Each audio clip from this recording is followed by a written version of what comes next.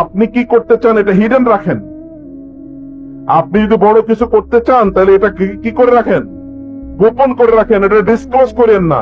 Disclose করা মানে কি, আর করতে পারবেন না কাজটা, বলার দরকার নাই। অনেক বড় স্বপ্ন, এটা গোপন করে রাখেন। অ্যাকশনস স্পিক লাউডার দেন ওয়ার্ডস, বলা হয় না?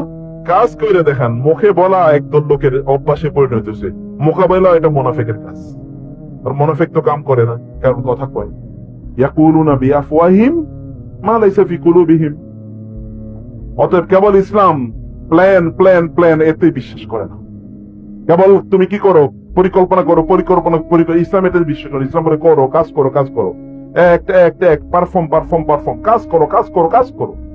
আমরা আমাদের সন্তানদের জন্য যেটা করি, ভেরি আনফরচুনেটলি, আমরা তাদেরকে কি দেই, কমফোর্ট দেওয়ার চেষ্টা করি, এডুকেশন দেওয়ার চেষ্টা করি, আমরা তাদেরকে বাড়িঘর দেওয়ার চেষ্টা করি, আমরা তাদেরকে ওই করবো সেই করবো ইত্যাদি ইত্যাদি। অনেকে তো ইমোশনাল হয়ে একেবারে চোখের পানি ফেলে দেয়। আমার ছোটবেলায় আমি কত কষ্ট করছি, আমার পোলা পায়েন যেন কষ্ট না করে। আছে কিনা এরকম? এরপরে দেখবেন এই কামই করে, আমার ছেলে মেয়ে যেন কষ্ট না করে, এই কারণে আমি কষ্ট করতে দিই না।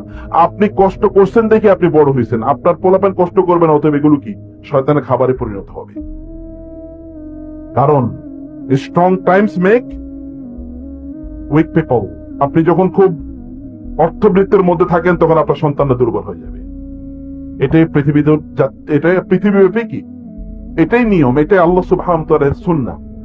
আশাদ্দুন নাসি বালাআন আল আমবিয়াউ সুম্মাল আমসাল ফাল আমসাল।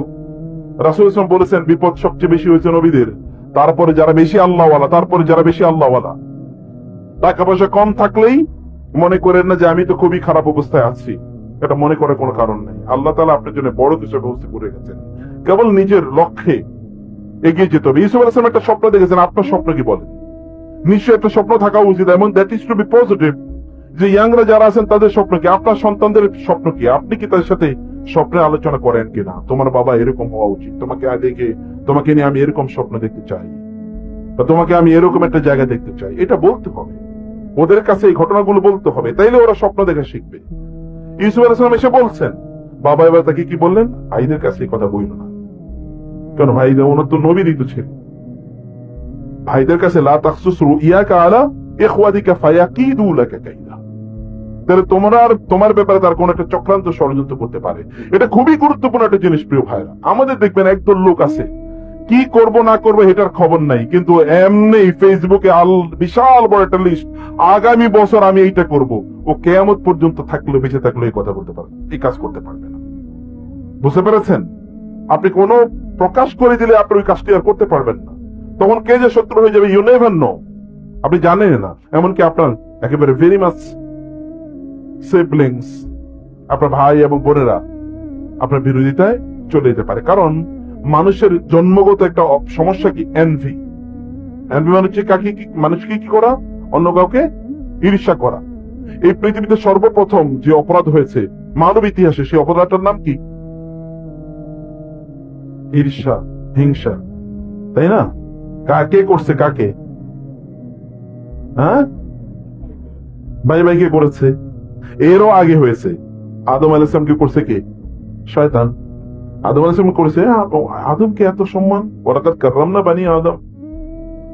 আদম মানে ইবলিসের, তার একটা প্রত্যাশা ছিল আমি জিনদের সর্দার, অতএব আমি যদি কারো সেজদা করা লাগে তাহলে আমার সেজদা করবে, আমি এত ইবাদত করি, আমি এই করি সেই করি। কিন্তু হঠাৎ করে আদমের আজকে বানায় কয় তোমরা তারে সেজদা করো। কেমন কথা হইলো? না, আমি সেজদা করতে পারবো না। আবা ওয়াস্তাকবারা ওয়া কানা মিনাল কাফিরিন। আবা, সে অস্বীকার করছে। অস্বীকারের মধ্যে কি আছে? ঈর্ষা আছে। কারণ সে বলেছে আপনি আমারে বানাইলেন আগুন দিয়ে, আর তারে বানাইছেন মাটি দিয়ে, আমি কেন তারে সিজদা করব?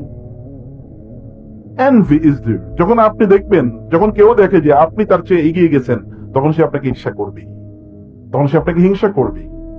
এটা মানুষের স্বভাবজাত। এটা এর মানুষটার ফেরেশতা না যে মানুষের মধ্যে থেকে এটা আল্লাহ তাআলা দূর করে দেবেন, অথবা মানুষ তো এখন জান্নাতে নাই, দুনিয়াতে আছে।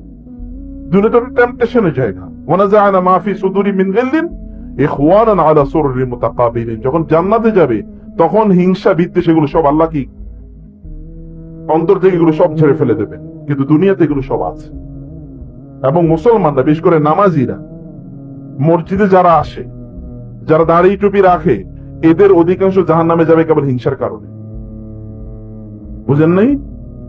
মুসলমান দেখবেন নামাজি আপনার পাশে দাঁড়াইয়া নামাজ পড়তেছে, কিন্তু আপনার হিংসা করতেছে ভিতর ভিতরে, সে জানেও না। রাসূল সাল্লাল্লাহু আলাইহি ওয়াসাল্লাম বলেছেন যে দাব্বা ইলাইকুম দাবু আল উমামি ক্বাবলাকুম আল হাসাদ ওয়াল বাগদা। অন্যান্য জাতিগুলো যেই কারণে ধ্বংস হয়ে গেছে, এগুলো তোমাদের দিকে ধেয়ে ধেয়ে আসতেছে। এগুলো হচ্ছে আল হাসাদ, ঈর্ষা। অতএব ঈর্ষা করবে অন্য, তোমার এটা কাউকে বলার দরকার নেই, বইল না। এছাড়াও বাবা হিসাবে তিনি তো দেখেছেন যে তার পরিবারের অন্যান্য সন্তানদের তাদের অবিডিয়েন্স, এবং এই সন্তানের অবিডিয়েন্স কতটুকু, এই সন্তান অবিডিয়েন্স একটু বেশি, অতএব তাকে অন্য কেউ হিংসা করতেই পারে। এবং আপনাদের আশপাশে দেখবেন ভাই বোনের মধ্যে ঝগড়া, বিবাদ, গ্যাঞ্জাম, এরকম আপনাদের সমাজে তো নাই, তাই না? আপনাদের আশপাশে এরকম কোন ঘটনা আছে নাকি?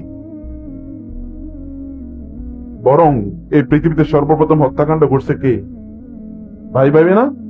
আল্লাহ সুবহানাহু বলেছেন যে নাবা আবনাই আদম বিল হক ইয ক্বাররাবা কুরবানান ফাতুকবিলা মিন আহাদিহিমা ওয়া লাম ইউতাকাব্বাল মিনাল আখার ক্বালা লাআকতুলান্নাকা ক্বালা ইন্নামা ইয়াতাকাব্বালুল্লাহু মিনাল মুত্তাকিন।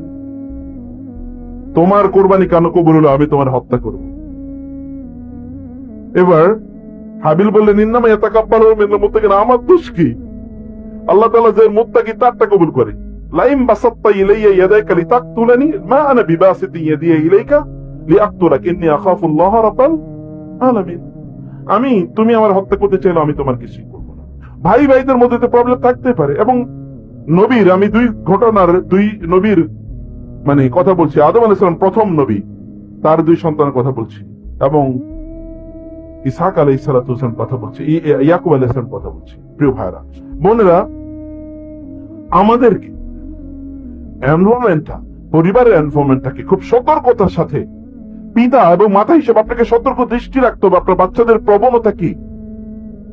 যদি এটা আপনি না রাখতে পারেন, আপনার সন্তান কোন সন্তানের মধ্যে কি প্রবণতা আছে, তাইলে এগুলো গরু ছাগলের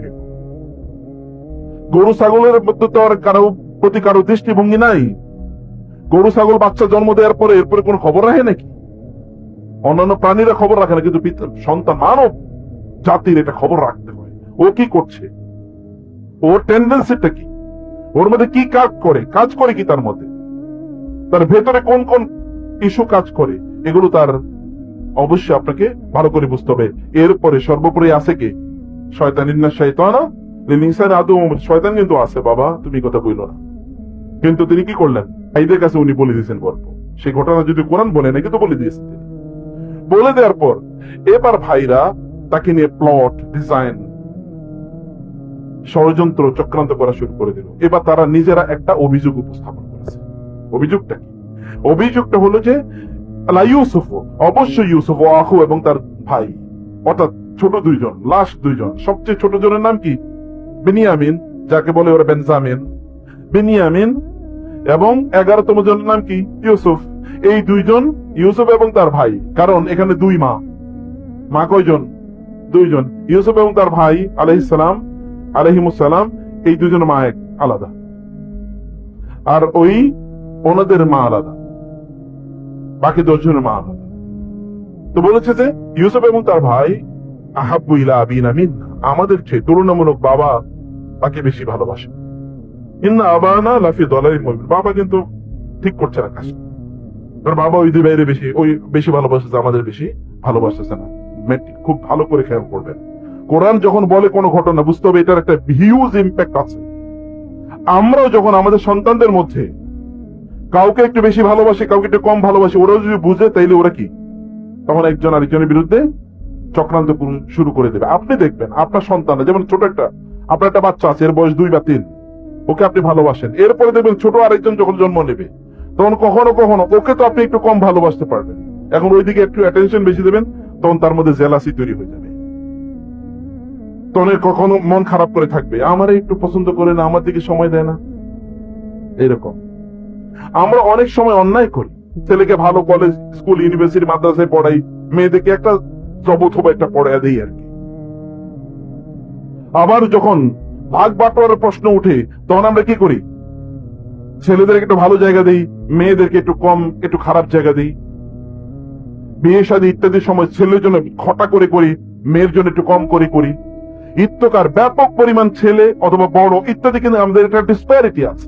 এই ডিসপ্যারিটি কিন্তু আপনি নিজে তৈরি করে আপনার পরিবারের অথবা ভাই বোনদের মধ্যে যে একটা লাভিং রিলেশন থাকার কথা, এটা আপনি ধ্বংস করে দিচ্ছেন। কারণ এমনিই তো মানুষের মধ্যে প্রবলেম আছে, আর আমরা যখন এটা ক্রিয়েট করি তখন এটা কি হতে পারে, আমরা যখন এটা তৈরি করি তখন কি হতে পারে। ইউসুফ আলাইহিস সালাতু ওয়াস সালাম অথবা বিনিয়ামিনের প্রতি ইয়াকুব আলাইহিস সালামের ভালোবাসা বেশি থাকতেই পারে, কারণ এই দুজন অনেক বেশি দিনদার, এই দুজন অনেক বেশি অবিডিয়েন্ট, বাবার কথা বেশি শুনে, অথবা এরা একটু ছোটর প্রতি একটু থাকতে পারে, কিন্তু বড়রা এটাকে মিস ইন্টারপ্রেট করছে, তারা ভিন্নভাবে নিচ্ছে। এটা ইয়াকুব আলাইহিস সালাম বুঝতে পেরেছেন। ইয়াকুব আলাইহিস সালাম বাবা হিসেবে তিনি এটি বুঝেছেন, তিনি বাবা হিসেবে এটা তিনি বুঝেছেন, এবং এখানে তিনি সতর্ক করেছেন যেন এটা কোনোভাবে ইগনাইটেড না হয়, যেন এটা বড় না হয়, এবং এটা যেন কোনো একটা খারাপ অবস্থা যেন তৈরি না করতে পারে। কিন্তু ইউসুফ আলাইহিস সালাম তো বলে দিয়েছেন এটা তো ওর বাবা জানেন না। এরা অলরেডি গল্পে ভাইরা তো গল্প করছে, কারণ এটা ভালো এনভায়রনমেন্ট, আর বড় ভাইদের তো তিনি শ্রদ্ধা করেনি, অতএব তাদেরকে তিনি কোনো কথার ছলে, খেলার ছলে তিনি কথাবার্তা থেকে বলে দিয়েছেন। এবার তারা তাকে হত্যা করার জন্য ডিসাইড করলো। কিন্তু ইউসুফ আলাইহিস সালাতু ওয়াস সালাম যদি তিনি আল্লাহওয়ালা, যদি তিনি আল্লাহর মনোনীত, এবং এর আগে আল্লাহ তাআলা বলেছে ওয়াকাযালিকা ইয়াস্তাবিকা, তোমাকে আল্লাহ তাআলা এভাবেই নির্বাচন করেছেন, তোমাকে নির্বাচন করেছেন, এবং আল্লাহ তাআলা তাকে তা'ওয়িল হাদিস, মানে স্বপ্নের ব্যাখ্যা, ঘটনার পেছনে কি আছে, কে কখন কি কথা বলে, এটা তিনি বলতে পারতেন। আল্লাহ তাআলা তাকে এরকম দূরদর্শিতা আল্লাহ তাআলা তাকে প্রদান করেছেন। এটা একটা যোগ্যতা, এই যোগ্যতা তার ছিল। আমাদের ইয়াংদের কি আছে বলে, আপনার কি দক্ষতা আছে, কি যোগ্যতা আছে, কি স্কিল আছে, যেটা দিয়ে আপনি মানুষের সার্ভ করবেন, মানুষের সার্ভিস দেবেন। এবং চরিত্রের অবস্থা দেখেন, এখন তো আমরা যেখানে যে এখানে মারামারি লাগিয়ে দিই, এমনকি ফতোয়া নিয়েও মারামারি লাগে, অন্য জিনিস তো আছে, ফতোয়া নিয়েও মারামারি লাগে। এই মারামারিটা লাগানোই আমাদের দিনদারি। কিছু কিছু লোকের দিনদারি হইল কি করা, মারামারি লাগানো। অমক ছবি দিয়ে ক্রস, অমকের কথা শোনা যাবে না, অমকের ফলো করা যাবে না। ট্রুথ এক্সপোজ নাম দিয়ে একদল ইয়াং পোলা পাইন, আল্লাহ রাসূল বলেছেন যাদের, তারা হবে কি আহদাসুল আসনান, মাত্র দাঁত বাইর হইছে, মাত্র দাড়ি গজাইছে, এরাই এখন মহাপণ্ডিত। অমকের কথা শোনা যাবে না, অমকে এই অমকে তেই, সে মাত্র এর মধ্যে 2-3টা লেকচার শুনছে অথবা 2-3টা বই পড়ছে, এতটুকু শেষ। এরপরে এখন উনি মহা মুজতাহিদ, এখন তিনি ফতোয়া দিয়ে বেড়ান। এখন কিন্তু ইউসুফ আলাইহিস সালামের চরিত্র দেখেন, ইয়াংরা ভালো করে বুঝে কখন মানুষ আবেদনে পড়ে যায়। মানুষের দুর্বলতার মুহূর্ত, সবচেয়ে দুর্বলতম মুহূর্ত যখন তারা যুবক যুবতী থাকে, কিন্তু সেই অবস্থায় তিনি এত একটা সেফ এনভায়রনমেন্টে থেকেও তিনি তার পবিত্রতাকে, চারিত্রিক পবিত্রতাকে কিভাবে তিনি রক্ষা করেছেন, সেখানেও তিনি তার নিজকে রক্ষা করে চলেছেন এত হিউজ একটা টেম্পটেশনাল এনভায়রনমেন্টে। আবার যখন তিনি কারাগারে নিক্ষিপ্ত হন, তখনও কিন্তু তিনি এমন আচরণ করেন, কারাগারে সবচেয়ে ভালো মানুষরা থাকে, তাই না দুনিয়ার? কি বুঝেন না আপনারা? কারাগারে তো সব আল্লাহওয়ালা, আল্লাহর নবীরা, ফেরেশতারা সব কারাগারে গিয়ে থাকে নাকি? কারাগারে সবচেয়ে খারাপ লোকেরাই থাকে। হ্যাঁ, যদি জালিমের কারাগার হয় তাহলে সেখানে কিছু ভালো মানুষও থাকতে পারে, কিন্তু সব ভালো মানুষই কি কারাগারে থাকে নাকি? কারাগারে গিয়ে তিনি আচরণ কি করেছেন? এত বিপদ আপদের পর, এরপরে তো কি তার মাথা গরম হয়ে যাওয়ার কথা, তিনি অধৈর্য হয়ে যাওয়ার কথা, পাগল হয়ে যাওয়ার কথা। ভাইয়েরা হত্যা করার জন্য কূপে নিক্ষেপ করে, বাজারে গিয়ে তাকে বিক্রি করে দেয়া হয়, এরপরে আবার ওই নারী তাকে বিভিন্ন প্রলোভন করে, তারপরে আবার তার বিরুদ্ধে মিথ্যা অভিযোগ করা হয়, তাকে কারাগারে নিক্ষেপ করা হয়। কারাগারে 1-2 বছর না, বছরের পর বছর। সেখানে কারা বন্দী যারা আছে তারা তাকে এসে বলে, ইন্না নারাকা মিনাল মুহসিনিন, আপনি তো খুবই ভালো মানুষ। কিভাবে একটা মানুষ এতদিন পর্যন্ত ভালো থাকে? কিভাবে ভালো থাকে এতদিন পর্যন্ত? এটা তো লাইক অরফান, একেবারে একজন অরফানের মতো। অরফান মানে কি? এতিমের মতো, কারণ বাবা নাই, কোথায় সেই মা নাই, বহুদিন পর্যন্ত বাবা এবং মা থেকে সে অনেক অনেক দূরে। কি এমন শিক্ষা ছোটবেলায় পেলেন তিনি যে যেখানেই তিনি যান সেখানেই তিনি তার চরিত্রের সর্বোত্তম পরাকাষ্ঠা তিনি প্রদর্শন করছেন। কি পাচ্ছেন? যে আমাদের বাচ্চাদের কি করছি আমরা?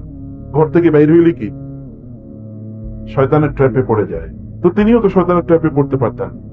ইন্না শয়তান আলাইকুম আদুউম মুবিন, শয়তান তো স্পষ্ট শত্রু। শয়তানই তো বিভিন্ন জায়গায় তার জন্য বিপদের প্লট তৈরি করেছে। ভাইদেরকে তিনি বলেছেন ইন্না শয়তান কদ নাযাগা বাইনাই ওয়া বাইনা ইখওয়াতি, আমার এবং আমার ভাইদের মধ্যে মূল ফাটলটা ধরেছে শয়তান। তিনি নিজেও বলছেন, ভাইয়েরও সেটা বুঝেছে। তো শয়তান তো সব জায়গায় আছে, কিন্তু আমাদের সন্তানদের ব্যাপারে আমরা কি নিশ্চিত?